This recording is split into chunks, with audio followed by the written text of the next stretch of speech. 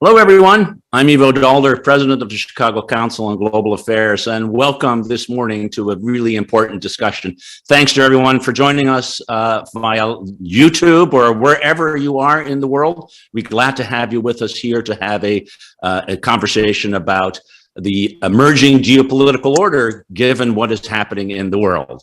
Before we get started, just a reminder that the views you hear and see on your screen are those of the participants and should not be attributed to the Chicago Council on Global Affairs. And with that, let me introduce our panel. First, Baroness Catherine Ashton, who served as the European Union's first High Representative for Foreign Affairs and Security Policy from 2009 to 2014, where she also led the P5+1 talks with Iran to curtail its nuclear program. Bob Kagan is the Stephen and Barbara Friedman Senior Fellow with the Project and International Order and Strategy in the Foreign Policy Program at the Brookings Institution. And Kishore Mahbubani is currently a distinguished fellow at the Asia Research Institute of the National University in Singapore and formerly served with the Singapore Foreign Service for 33 years with postings around the world, including at the United Nations. Let's welcome all. Wonderful to see you. For me in this early morning, for you, Kishore, and towards the late evening. But wonderful to have everyone here. Let me start with a really broad question, and Kishore, maybe you can go first.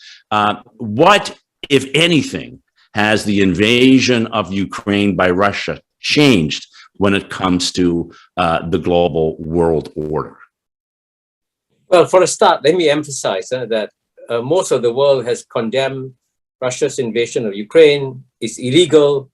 Nobody approves of it. But I would say now, after 4 or 5 months, there is a growing gap in the perception of Ukraine between the 12% of the world's population which lives in the West and 88% of the world that lives in the rest of the world. And for the West, it's a very clear black and white issue, right and wrong. And we've got to defeat Russia, and we got to ensure that Ukraine wins in the end. I think if you try to poll the majority of the world and the rest of the world, they are saying, okay, that's right, we have to defend Ukraine, but there are also other pressing issues in the world. The Ukraine issue is not just destabilizing the people of Ukraine. There are people going hungry as a result of growing inflation. Energy prices are rising. Countries are actually going to have lots of political turbulence. And also, as we will discuss later, you'll have dramatic effects on global geopolitics also. So the key point I think the rest of the world wants to make is that let's also, while you defend the right thing, try to find a compromise, try to find a solution. And just to conclude, you know that the rest of the world also believes at the end of the day, you got to, in one way or another, include Russia as part of the solution, which is why if you look at the countries that have applied sanctions on Russia, in terms of the population of the world, of the countries that have applied sanctions on Russia, it's about 14%. I think 86% or 84% of the world hasn't applied sanctions on Russia. And that's a signal that we have to make Russia part of the solution. Kathy, let me ask you the same question, and perhaps from a European perspective, where things seem to have galvanized in a way that few other issues have in terms of the invasion. But how and to what extent do you think the world changed because of what we saw happening on the February 24th when Russia invaded Ukraine?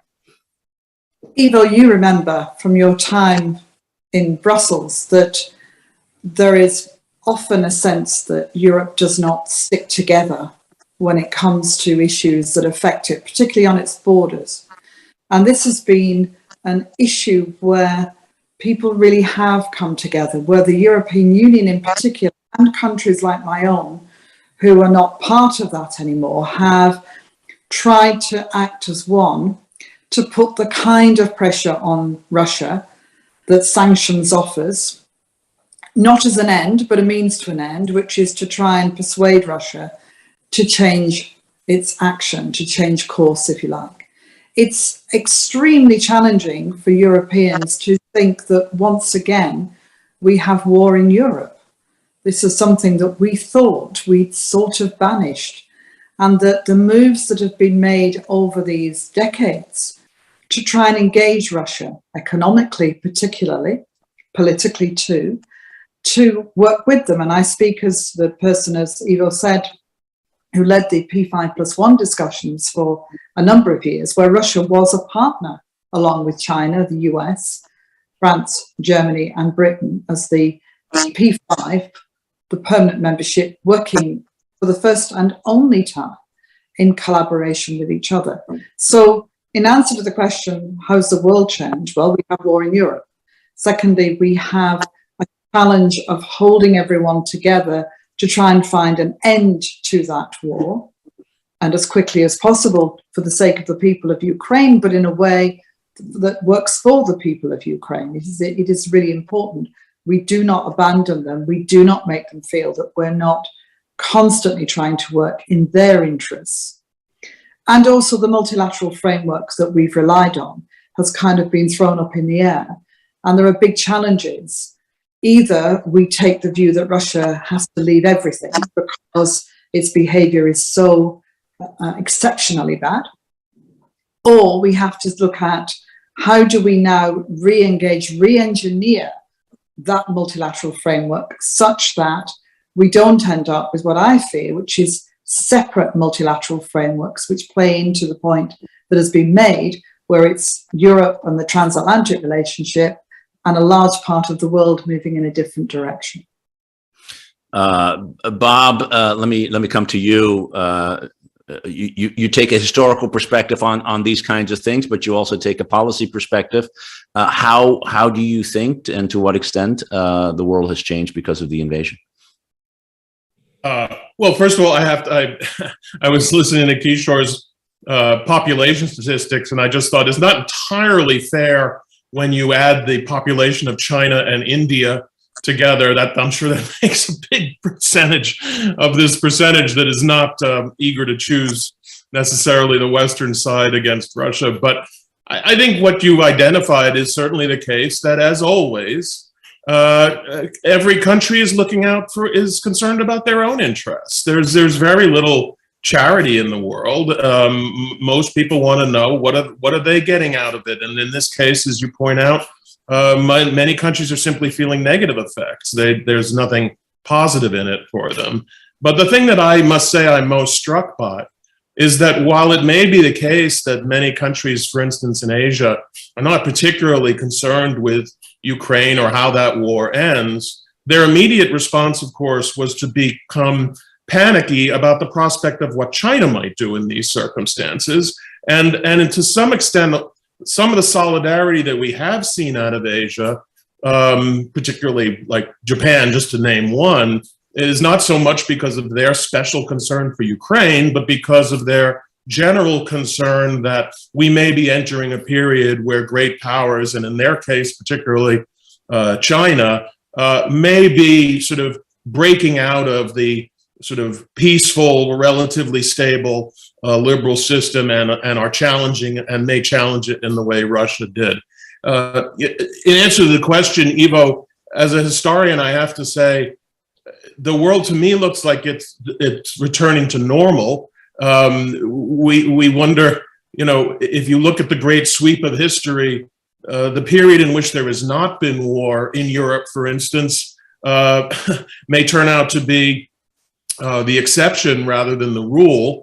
The world today, if you change some of the names, looks a lot like the world that existed in the 1920s and 30s. You have two major powers, one in Europe, one in Asia, both seeking to change an order that was not built for them, that was not built with their interests in mind, and was not accommodating particularly to their ambitions. And once again, you have basically the United States and potential allies either rising to meet those challenges or not.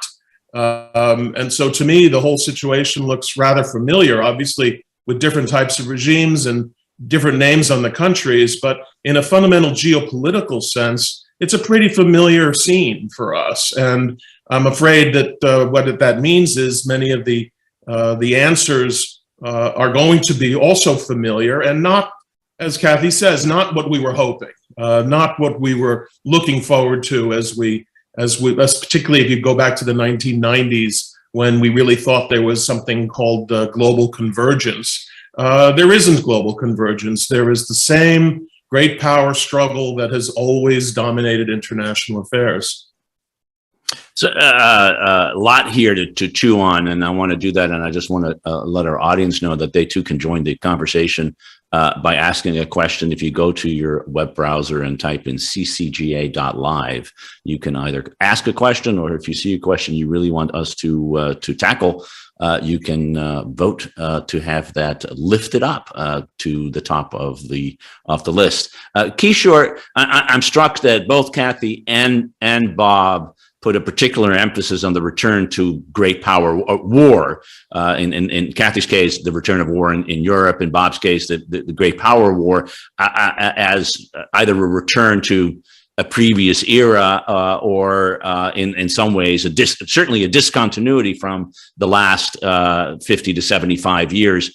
How do you see it, and how does the rest of the world look at that? Do they see this as a discontinuity, or in fact, are they saying, well, there have been plenty of wars in the last 75 years. It's just didn't happen in Europe, just happened in a lot of other places? Well, I think global geopolitics has been around. It's a constant, right? It's there all the time. But of course, the big question, frankly, to answer your question, Ivo, is how will this war affect the rise of China? Let's put it very simply and very clearly. And there's absolutely no question that initially it was a setback for China. And China quickly lost on 4 counts. Xi Jinping wanted a quiet year in 2022 to prepare for the great transition. It's a terrible year for Xi Jinping, COVID, zero COVID, and Ukraine war. Number 2, the number 1 ally of China, Russia, has been damaged by Ukraine. Number 3, China wanted to deal with US and Europe separately. Bam, they've come together as a result of Ukraine. And then number 4, China has $3.2 trillion in reserves, which were assets. Now they become liabilities because the West can just seize them. So it's been, frankly, the Ukraine war has been a setback initially for China. But I think the Chinese always take the long view. And I would say that what is now appearing is a very different picture, where since the West is so focused on one issue, on Ukraine, it is actually not aware to go to the point, the words that Robert used, the great convergence or the global convergence.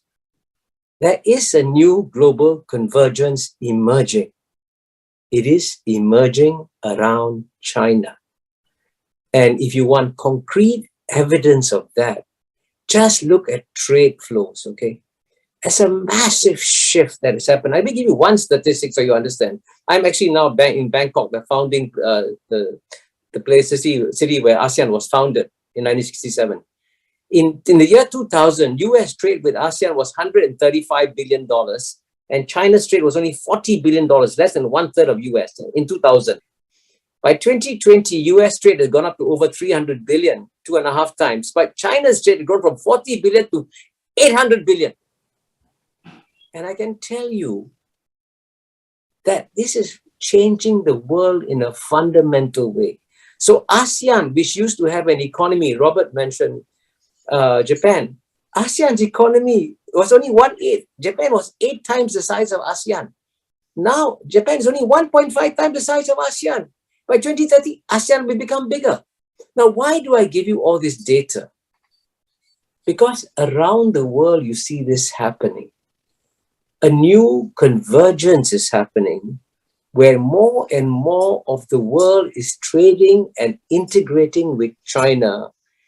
And actually, the effect of Ukraine is going to be to increase it.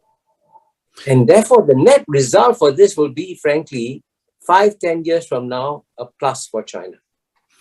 Kathy, how do you respond to Kishore? You see it the same way, that this will turn out to be a plus, or is it in fact, or is it different in the sense that the kind of issues that the world is worried about, the global food crisis, the global energy crisis, the climate crisis, doesn't seem that China has the answer to any of those three. In fact, it's part of the problem in all three. It's eating more, it's consuming more, and it's letting a lot more gases out than anybody else right now.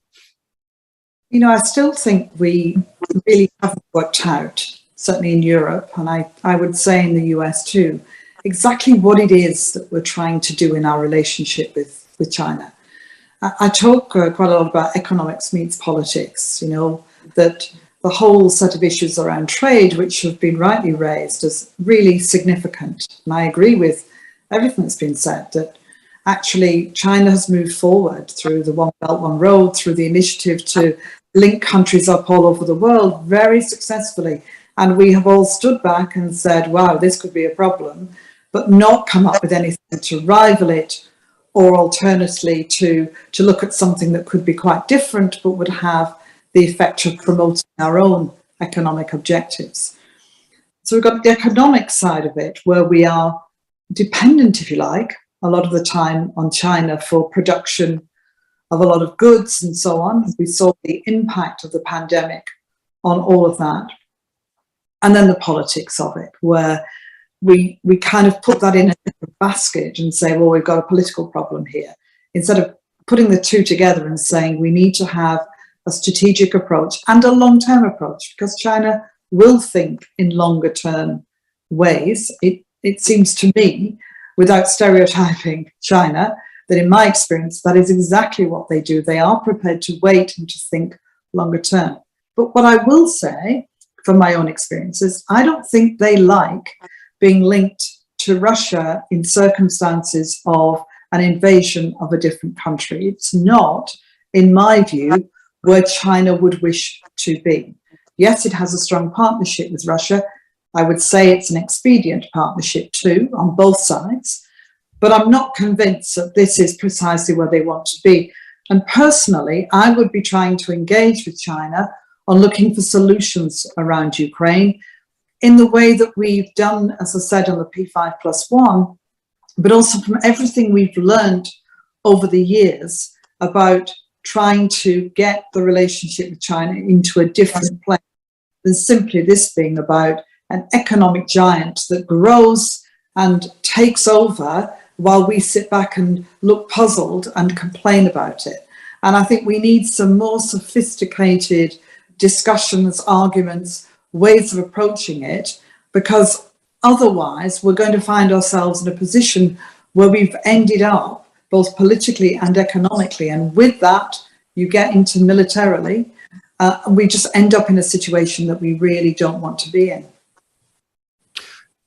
Bob, I wonder if you can jump in here and reflect on both what Kathy and Kishore said, and sort of think about, is the competition between China and the United States in some ways the key competition, and is Russia, what the concern with Russia today, which is real because of the war, perhaps reducing America's ability and the Western ability to compete effectively with China?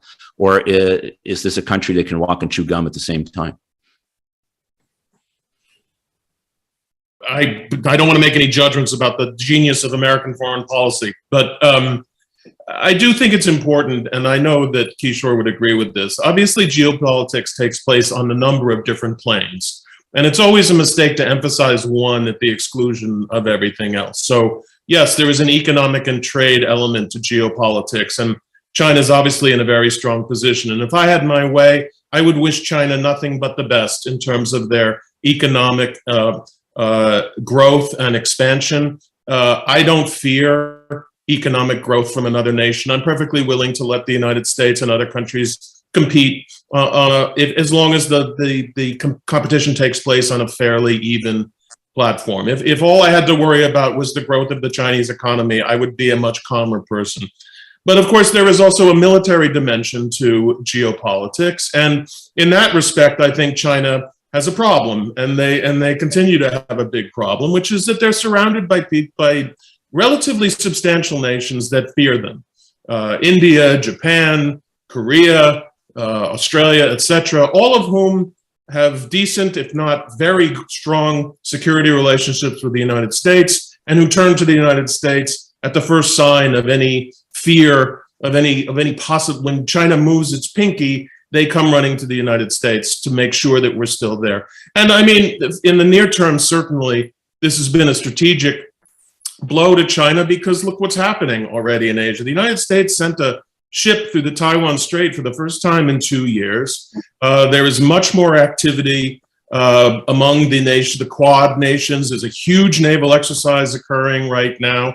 The Japanese are clearly very interested in increasing their own capability and increasing their what they're able to do according to their own constitution, etc., in alliance with the United States. And I think that's just a reality. China has a real problem, because when it rises, everyone around it is fearful. That's at one dimension, I think, where China has a big problem.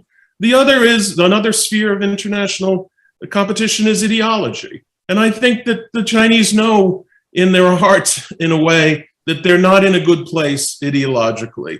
I've spoken to, Chinese strategists who are, Chinese nationalist strategists who realize it's not a coincidence that the United States has alliances all over the world, and China really has very few to point to. So yes, they have great economic capacity. Yes, that economic capacity will translate and is translating into military capacity, but there are significant areas when it comes to geopolitical rise where China continues to face enormous obstacles.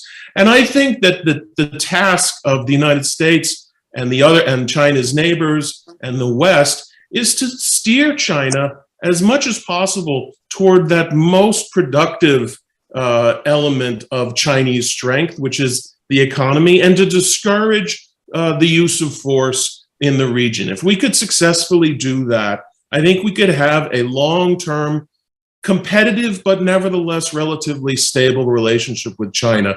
And what I hope you're right, that the Chinese are only thinking in terms that generally think in long term, because it is possible that if they're thinking in short term, that they would say, we have a closing window, for instance, to accomplish what we need to accomplish in Taiwan. Maybe this is the moment when the West is distracted, when the United States is distracted. And maybe it's only going to get worse for us now that the Americans have decided that they're nervous about China's rise. And so, but if they are thinking long term, I think they would see the potential catastrophe for them of launching an attack on Taiwan or some other military activity. But unfortunately, you can never get quite inside the head of a political leader. And other countries in history, many countries in history, have made the mistake of feeling that they were running out of time and needed to strike when they still could. I hope the Chinese take the longer view on that subject. Kishore, how do you see that? You live in the region. You're part of a country that is one of the few smaller countries, the only ASEAN countries that has imposed sanctions on Russia and sort of made a choice in that way. How do you see this longer term competition playing out? Do the Chinese see the possibility of what used to be called a peaceful rise and still achieve all that it wants without necessarily having a return to great power, confrontation, and war? Well, I must say, I find myself in a rather strange situation where when Bob was talking, I was nodding my head in agreement. I thought there's something wrong with me. But I certainly agree with the fundamental point that Bob's making, that it's a multi-dimensional competition. On Taiwan, very quickly, let me assert that there'll be no war in the next few years. And it's a complicated story, but at the end of the day, the question the Chinese will decide, is time on our side or on Taiwan's side? They still think time on their side, no rush for Taiwan. Now, the more important issue is the one that Bob mentioned, about how the neighbors of China, and there's no question whatsoever, Bob is right, the neighbors of China. Excuse me, when a country goes from 10% of the US GDP to 100% of the US GDP in 40 years, there's a giant next to you. Of course, you get very concerned. But the big difference between Asia and Europe, I would say this is a fundamental difference, is that we recognized very early on that China would emerge as a great power. And unfortunately, Europeans ended up excluding Russia from the regional arrangements. We have actually ended up including China in all the regional arrangements. And the world's largest free trade agreement, the Regional Comprehensive Economic Partnership, was launched this year in January. It's going to give a huge boost. Now, on the military side, let me also emphasize that many countries want the US to stay on. I mean, Bob is absolutely right. We want the US to stay on the region, but we also want to have equally close relations with China. Now, that's something that Washington, D.C. finds very difficult to understand. Quite often, the Washington, D.C. mentality is you're with us or you're against us. Now, we want the US and we want the US and China. Of course, the best thing is a kind of balance. And the best thing, frankly, is a responsible partnership where there are clear rules of the game that both sides agree to. And we think that that's still possible. Finally, a quick word on ideology, Bob. And it's very important to understand when Asians look at China, they wear very different lenses, you know. When they look at China, they don't see the Communist Party of China. Honestly, they don't. It exists, okay? It's there. It's the name of the ruling party.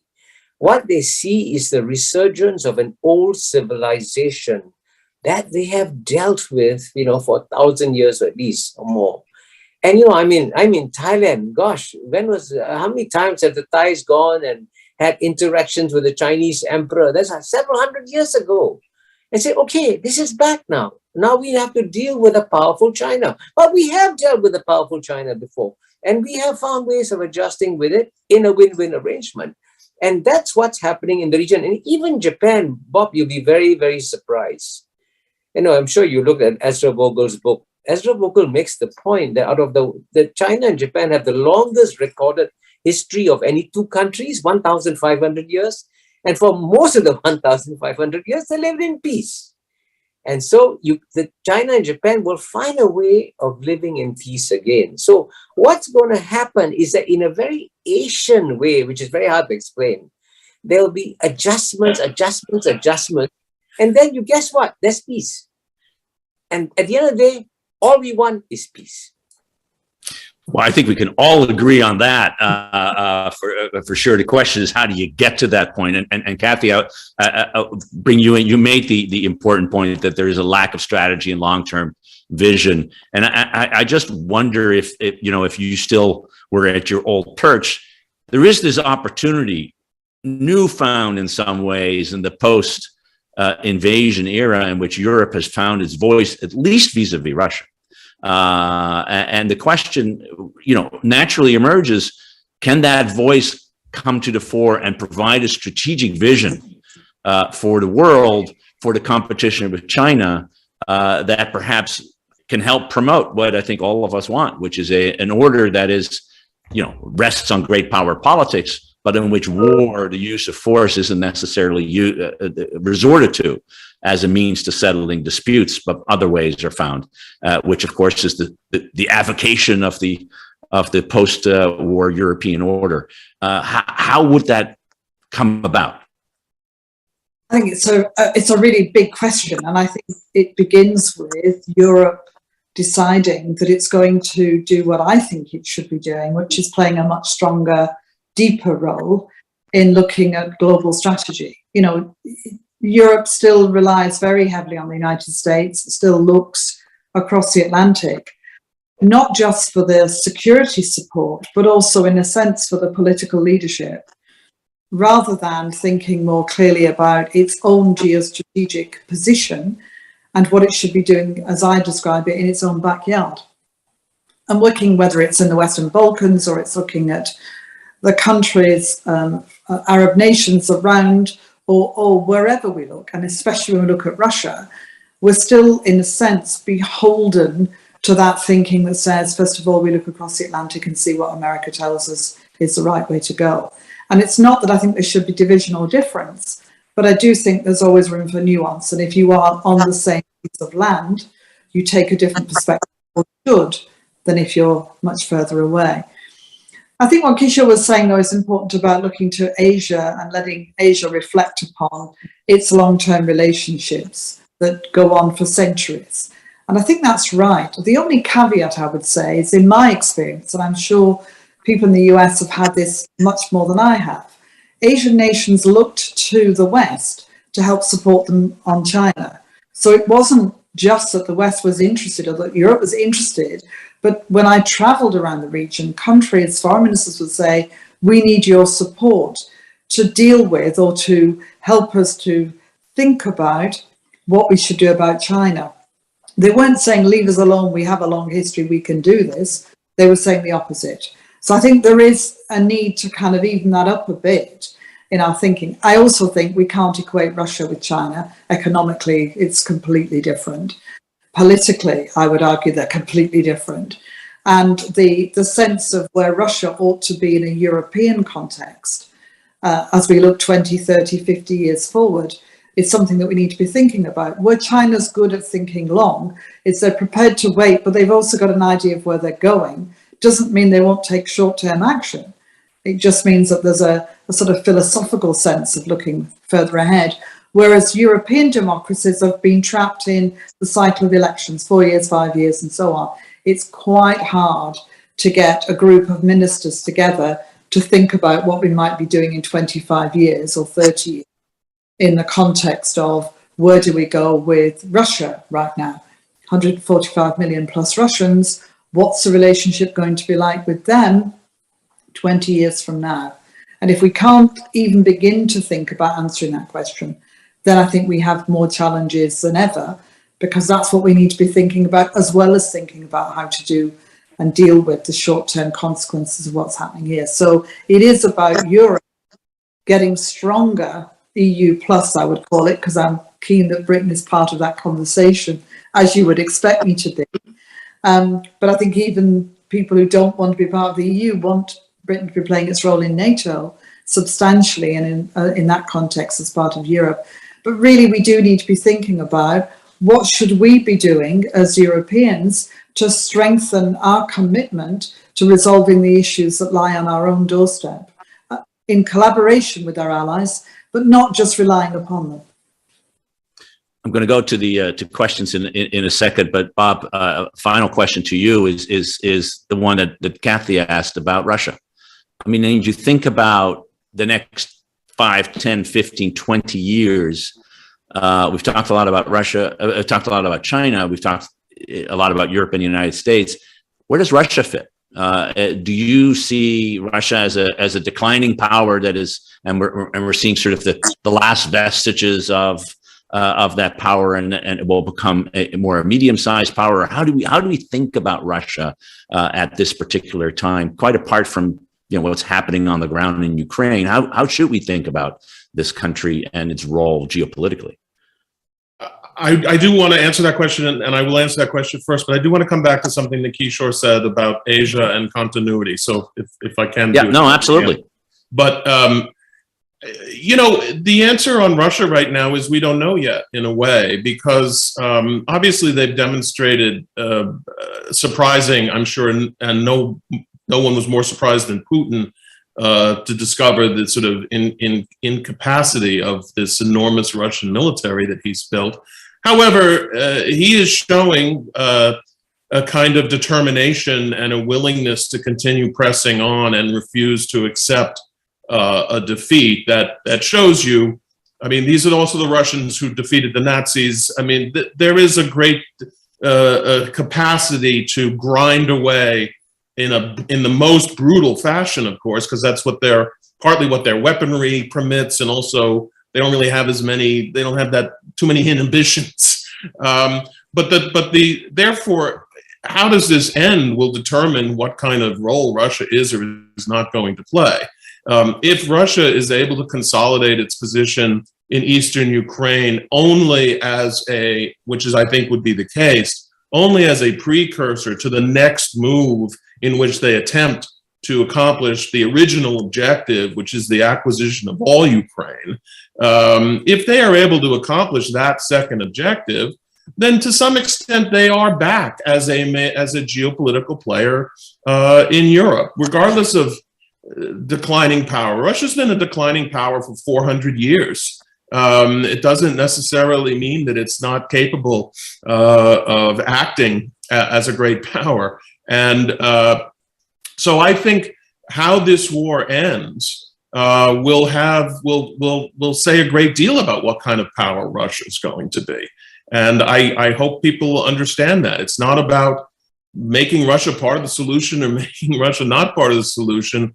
If Russia succeeds in consolidating its position in Ukraine and able, therefore, to prepare for their next move, which Putin undoubtedly has in his mind, then we are going to be dealing with Russia as a great power for some time to come. If Russia basically has to leave with its tail between its legs, then I think Russia will have to go through a long period of reconstructing itself before it's a major player again. The only thing I want to, I guess we may just fundamentally disagree on this, Kishore, but I believe the world changed fundamentally geopolitically. I'm a historian, so I'm a great believer in continuity, but a moment of discontinuity was the emergence of a great power on the North American continent. That is something that did not exist throughout all those centuries when the Japanese and other regional powers in Asia were making their accommodations with China, and they worked out everything by themselves one way or the other. The mere existence of a very rich, very powerful, largely invulnerable superpower in the sort of right smack in the middle of global affairs has changed everyone's calculation about everything. Kathy, if you go to people in Asia now and they say, we really hope you're with us, well, they couldn't have said that in 1200. There was nobody to be with them in 1200.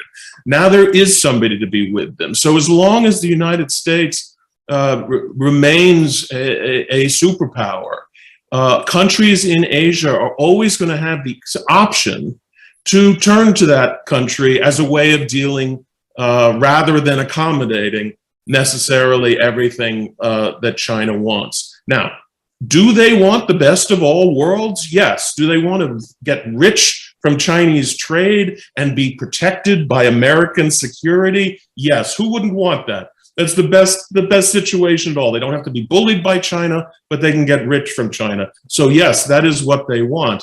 But the mere fact that the United States is able to offer that security has fundamentally changed the geopolitical realities in both Europe and in the United States. Russia wouldn't have to worry about what the Balts or Poles wanted if they didn't have to. The Balts and the Poles wouldn't have so many choices if they didn't have a United States and Western and NATO alliance to turn to. And until that reality changes, everyone is going to have to accommodate to it, including China. And that's the question. Can they accommodate to it, or will they insist on trying to break through in a way that difficult circumstance? Kishore, I want you to please, answer that point that Bob made, which is an important one. And let me add a second to the question that is coming from our audience, which I think is interesting as well. And you are well placed to take a first stab at it, which is the role of India. We haven't talked about India yet.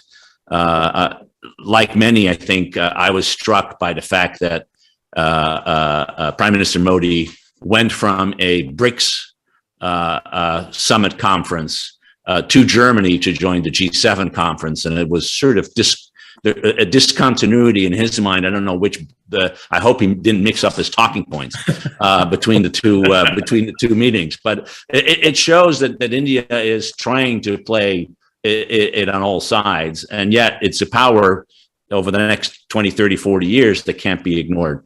So love to get your view on that. I know we're running out of time, so I'll try to be as quick as possible. And Bob is absolutely right. The explosive power that the United States has brought into world history has fundamentally changed the course of world history. I completely agree with that. But, all nations have their cycles. And so it is one thing to have a president, whatever it is, you have Nixon and Kissinger formulating policies for the United States, and they generated a lot of confidence in the world. And then you elect Donald Trump. And I mean, you have to admit, okay, when Donald Trump says America first, the rest of the world gets the message, I am last. So they have to pragmatically adjust to the fact that Donald Trump may once again come back in 2024. And if he comes back, then the rest of the world says, okay, this is a different world. I have to adjust to it. And most countries will adjust to it. But at the end of the day, you're right. They still want to work with the United States and they want to work with China. And actually, I argue my book, Has China Won, that actually US and China can also work together, by the way, and achieve a win-win outcome. But that's another long story. On India, by the way, and you're absolutely right. It's such a tragedy that we spend so little time on India, because there is going to be by the year 2050, there'll be a multipolar world with three key powers, United States, China, and India. These will be the three key powers. Now, India is just emerging. And I can tell you, you mentioned Narendra Modi mixing up his talking points, quite possible. But the fact that India can sit comfortably in all these camps shows where they are. But more importantly, and this is a key point that everyone in your audience should know, Narendra Modi has revived the animal spirits of the Indians. You know, Larry Summers once said, to get an economy going is not just about getting your macroeconomics right, it's about getting the animal spirits going. And Modi has got the Indian animal spirits going, and India's economy is going to go through 10 great years. So that's the new world, a multipolar world. A multipolar world, Kathy, that apparently does not include Europe. Apparently, I think it's really interesting to see where India will go. It's certainly economically, it's got huge potential, but it also has a lot of work to do internally. This is a country with huge disparities of wealth. If you've got the south of India, if you've got Bangalore and Chennai and places where you're seeing this rise of technology, phenomenal. But lots of parts of India. And you're also seeing, I think, in some parts of India, people feeling very unsure about this kind of future and are sort of almost regressing into traditional ways of thinking that are also creating circumstances where it will be harder to get that foreign direct investment that they also need. So there's lots of things going on. What's been interesting about India at the moment has been looking at its reasoning for why it sits where it sits. As you rightly say, Ivo, going from the BRICS to G7, it's playing to show that India is capable of being a friend or an ally or, if you like, an interlocutor with everyone. And that's an interesting way of doing it. But their focus is on China, as Kishore very rightly said earlier, that there's a lot to their thinking that says, if we have to be in one place, where would we want to be when it comes to China? And that will be close to Russia. They think that Russia is going to be their big ally in that context, even though in the context of what's happening in Ukraine, Russia's looking very much for being the ally with China. So I think personally that India's got a lot more thinking to do about where it actually wants to sit, not just in the short term but the longer term. Whether it is able to become a big geopolitical power will, in my view, largely depend on whether it's able to answer that question. And it's not dissimilar in sort of some ways to the question about Europe, which is until Europe decides that it wants to be, it's the largest trading bloc in the world, it has huge strength, but it doesn't play that strength as one. It plays that strength as 27 plus a few that kind of work together sort of well, but not always. And as I've said, still looking across the Atlantic. So in a sense, what happens in India and what happens in Europe is going to be what's perhaps fascinating as we look forward, alongside what's going on, of course, in China and in the US. The politics of the US is a big part of people's thinking in Europe.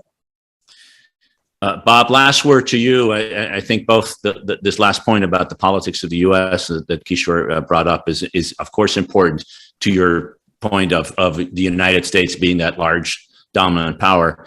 And if you want to say anything about India, whether a country like this big, this strong can have it always, or whether at some point it will have to choose. I think enough's been said about India. I think that what the fact is, they are able to choose. They get the American security guarantee for free, basically. Obviously, the United States wants India on its side. If there is a conflict with China, India will certainly, their number one concern is China. And so there's not a lot of give and take. They don't have to pay in the coin of joining everybody on Russia. As we all know, their entire military is supplied, but is outfitted with Russian equipment. But if they don't have to make, if they don't have to pay prices like that, why should they? They don't need to. India, I say this advisedly, as an America, is the most self-righteously self-interested country I think I've ever seen in the world. Again, Americans may be close, but I'm not really worried about India one way or the other, quite honestly. I am worried about whether there is going to be a United States. It's not so much whether Donald Trump is president or not. And by the way, Donald Trump would be perfectly capable of going to war with China also. So I'm not sure, especially given the sort of xenophobic, almost racist kind of attitude that many Republicans have taken toward China now. It could be a winning formula. So, I wouldn't rest easy once Trump took power. But my bigger concern is that the United States itself may cease to be a viable country. If there is, in fact, a contested 2024 election, we could fall into a long period of constitutional crisis that would certainly make our foreign policy a secondary consideration. Now, eventually, maybe we would come out of that, and the realities are still the realities. So, but it's hard to say. But yes, if the Metternich and other Europeans in the early to mid 19th century really did hope that the United States would break up into its component southern and northern parts. That's why some really did root for the South during the Civil War. They were not pro-slavery; they were pro-break the United States up before it gets scary. So it's not like people haven't entertained this prospect before. Well, with that, I want to thank Bob Kagan, Kishore Mahbubani, and Kathy Ashton for really a terrific conversation. Thank you so much. We'll be sure to be back on these kinds of conversations. Please support the council as best as you can. In the meantime, join me quietly through cyberspace in thanking our three panelists for really a terrific conversation. Thank you and all the best. Bye-bye. Bye.